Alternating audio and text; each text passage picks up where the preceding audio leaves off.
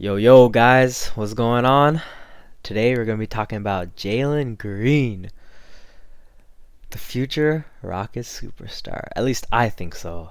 Dude, he was electric in the Summer League. I mean, his Summer League is over now. He has a slight little strain in his hammy. It was such a weird injury. Like, he took a mid range shot, he was fading a little bit to the right, and he just came down and he started limp. Like, it was so weird. Like, it wasn't like, I don't know. It was a very weird injury to happen. It seems like it's a slight strain. They are doing an MRI, so you know, results are incoming. We will see how that goes. But his summer league is now officially over. They called it off, which is smart. We basically saw what we wanted to see. As a Rocket fan, I saw what I wanted to see. As a scout, I think they saw what they wanted to see, and that was pretty much that. Jalen Green is fucking ready. He is ready for the NBA, and he's gonna take this league. I think he's gonna take this league by storm. His shot is looking really nice, both on the ball and off the ball. He's great off the dribble. I knew that coming in based off his scouting report. Off the dribble, so far so good. He is looking great. We'll see how his consistency is over the course of an 82 game season. But for now, for the 2 games and a quarter that we saw, he is looking awesome. Really, really good. Uh, so yeah, the whole point of the summer league is to kind of evaluate young talent and get a gauge of where they're at. I guess in a grand scheme of things, are they NBA ready, or do they need to go in the G League, or are they just not cut out for any of that? And Jalen Green and the rest of the top 5 rookies have shown they're NBA ready. And more than that, they're ready for some big minutes and to make a contribution to the team.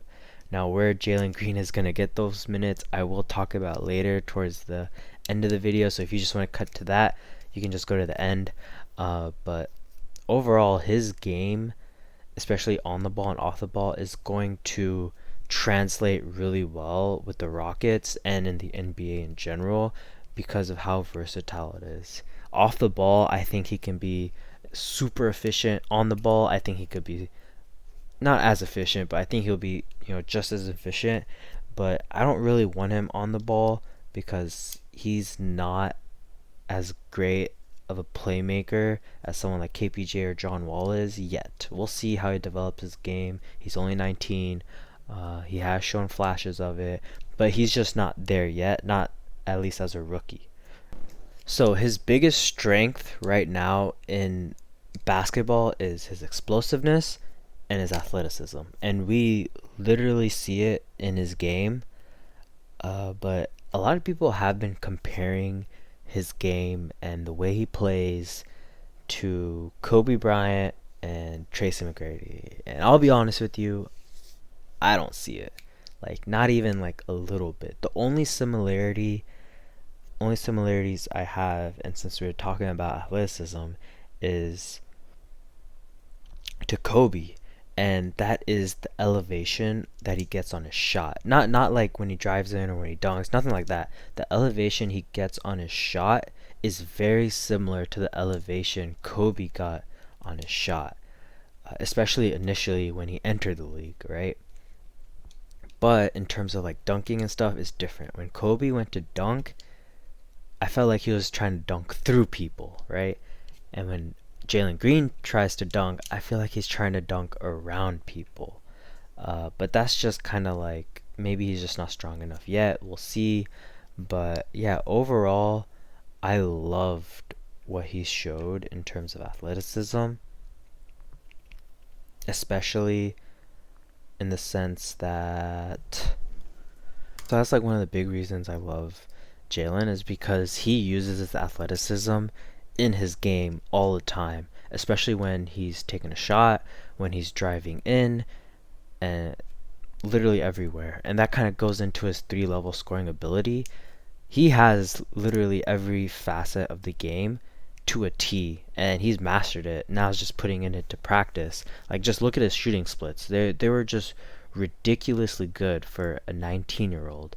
He averaged 24 minutes, scored 20 points per game, but he shot 51% from the field and then 52.6% from three, averaging 6.3 attempts per game. That is, I don't even need to say it, but that is really, really good. And then his free throw was 93%, and he averaged 4.7. So his scoring, he's a scorer. He's going to be a very good scorer. I mean, everyone has taken notice at this point. Freaking Shannon and Skip on Undisputed were saying in a couple years, man's gonna be leading the league in scoring. I'm excited for those days. I cannot wait. But yeah, we talked about shooting potential. Shit, we've seen his shooting potential. Man was shooting lights out, bro. He was giving Cleveland and the Raptors the business. Detroit, not so much. We'll get into Detroit, but he was still playing really good in Detroit.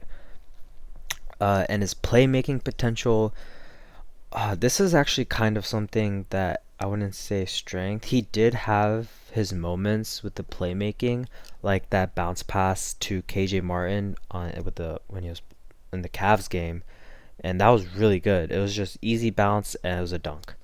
And but the thing is, we just didn't see a lot of the playmaking potential. We saw him try. There was a couple where he tried to get the pass off to Şengün, but it didn't work out. There were times where he did get off the pass to Şengün, but Şengün wasn't in the optimal position for himself to get a bucket. But yeah, but I guess he's right. The potential is there, the vision is there, but he is a scorer, man. He is a bona fide scorer.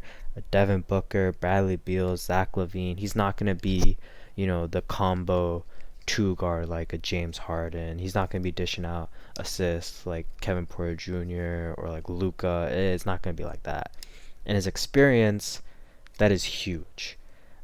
You could tell the moment like he stepped on the court, he was different. Like mentally, he was different. Like he'd been there. He knew exactly what it was like playing against these types of players, how to get a shot. It showed, and it's hard to see the experience as fans because that it truly shows off the court. It shows in training camp. It shows when they're practicing. But as fans, we really can't see those practice sessions and everything that kind of goes in to, what the G League kind of taught Jalen, right? So overall, I think Jalen, like from like a positive, a positive standpoint, I think Jalen was amazing. He was electric. I think the best thing that Jalen could have done was show his ability both on the ball and off the ball, because now Steven Silas has options. He has ways to kind of get him the ball, get him going, and he knows what clicks with Jalen and what kind of doesn't, right? So I think he's going to be super versatile, and we'll get into that later. But let's talk about, some things I really, not that I didn't like, but I really want to see him improve. So in this pre-draft scouting report, he had 4 major weaknesses. His weight/mass, defensive awareness, consistency, we can throw out the window. Man is going to be consistent, all right?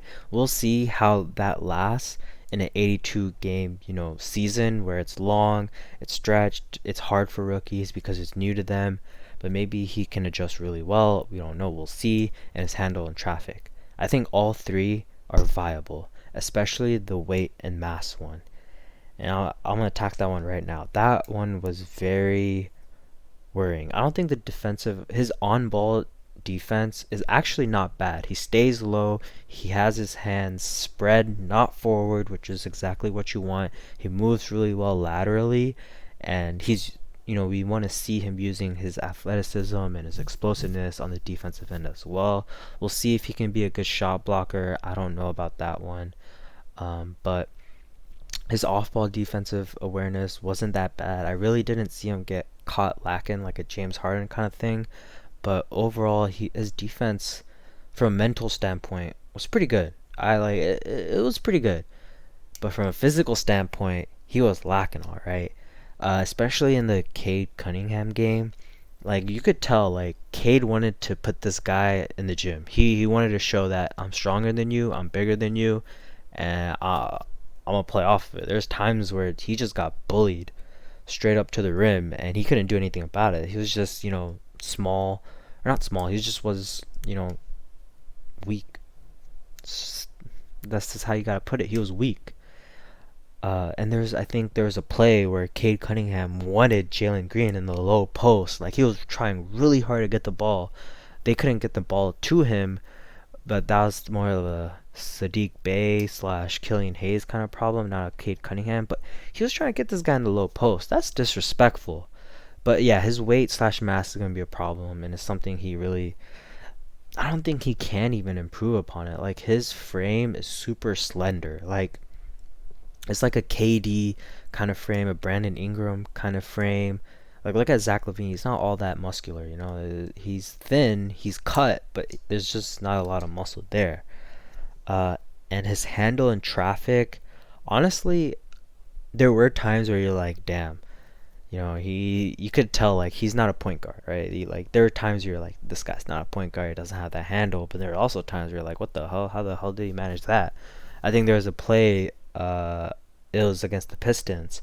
After he shot that really tight three in the shoulder, he came back. It was a give and go with KJ, and he like split the entire defense. Like literally, their four help defenders. He split them all to get to the rim. I was like, what the heck? Did he not like double dribble?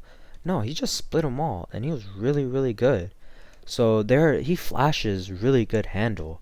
But overall, his weakness is just his weight and mass, man. That is like the biggest thing when talking about Jalen Green is can he fill out his frame well, and is he gonna be able to, you know, like defend against NBA level players who are like really strong, who are going to abuse the fact that he's not great in terms of strength. But we'll see, we'll see, and that kind of gets into like my last point is his projection with the Rockets. After seeing him play in the summer league, we know this man is going to be at least playing 20 to 30 minutes a game every night, as long as he's healthy, right? Barring any injury. Um, but where he plays and when he plays is going to be very interesting, and I think Steven Silas has a lot of options. You can start him at the 2 and move Kevin Porter at the 3. Christian Wood stays at the 4. Daniel Theis is at the 5. If you really want to start Jalen Tate or Jayshawn Tate, you can move him to the 4 and move Christian Wood to the 5. But I don't think that's going to be great for our defense. But if he's at the 2 starting, he can play off of KPJ and John Wall, no problem. His catch and shoot 3 is really good. I don't think he's going to have an issue playing off the ball or playing on the ball. I mentioned that before. The thing I do want to see about Jalen Green, especially off the ball, is when he gets in those catch and shoot situations, is to utilize the triple threat more. And that's when you catch the ball, you have 3 options. You can either shoot, you can drive right, or you can drive left. And I kind of want to see him use that more. And I don't want to compare it to Cade Cunningham, but Cade Cunningham had a really, really good rocker step. And that's whenever he caught the ball, he would kind of shift a little bit and he'd throw his defender off. And that would give him an indication of what the next move is, which, I don't know, in Cade's case was a spot up 3 or just going right. He didn't go left very often. But I want to see that with Jalen, kind of slow the game down. But at the same time, if his catch and shoot is splashing, then go for it. Like, nothing's gonna stop him, right? And I do think one of his biggest issues is going to be defense, especially when teams start, strategizing around that, like playing against the fact that he is weak, playing against the fact that he is a little small, and his frame isn't all that big. But we'll see. We'll see. He has great hands. He was getting his hands in the cookie jar a little bit. We saw it. But yeah, I think Steven Silas is gonna be great if he comes off. If he's the starting 2 guard, he can also come off the bench. And I am a huge proponent or a huge supporter of Jalen Green coming off the bench, at least initially, because I don't want him to have the pressure of starting. I know he wants to be Rookie of the Year, and let's be honest, with him, it's not gonna matter if he win or if he's coming off the bench or if he's starting. He'll win Rookie of the Year. You can tell he got Rookie of the Year on his mind. Um, but yeah, if he comes off the bench, what you can do is play KPJ like for the first 2 minutes and then bench KPJ and then bring in Jay Shante or KJ to run with John Wall. And then as soon as John Wall heads to the bench, bring both of them on. Let KPJ and Jalen Green play together, whether it's against starters or against the opponent teams. Doesn't matter. Play them together. Let them get some chemistry going, and let them play because they're our future, and I kind of want them to stick together. If for some reason we are winning a lot of games, I don't mind seeing Jalen Green play with John Wall. I think John Wall will be able to set him up way better than KPJ can. KPJ is more like I'm gonna get mine and then I'm gonna play off of when I get mine. Like he's gonna score, and then when defenses start keying on his scoring ability, then he's gonna make the skip passes, the lobs, whatever, right? He's gonna make the right play basically. Uh, but yeah, that's kind of what I think about Jalen Green. That's how I think he'll kind of fit into the lineup. We'll see what Steelman Silas does with Shingun and Christopher. I have my ideas for those as well. But yeah,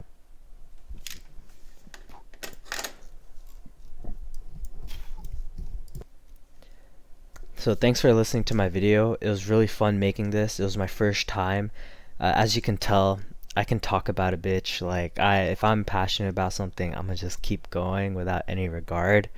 But if you like the content, feel free to like the video. I really appreciate it. And if you kind of like my style, my thoughts, subscribe. I'm gonna keep uploading, or I'm gonna try to upload as much as I can. And more importantly, if you have like any, I guess, debate, or like if you think Jalen Green is gonna be bad, if you like kind of agree with me, feel free to say so in the comments. Cause I love debating. I love talking about sports. I will reply. But yeah, other than that, thanks for listening, guys. Have a good one.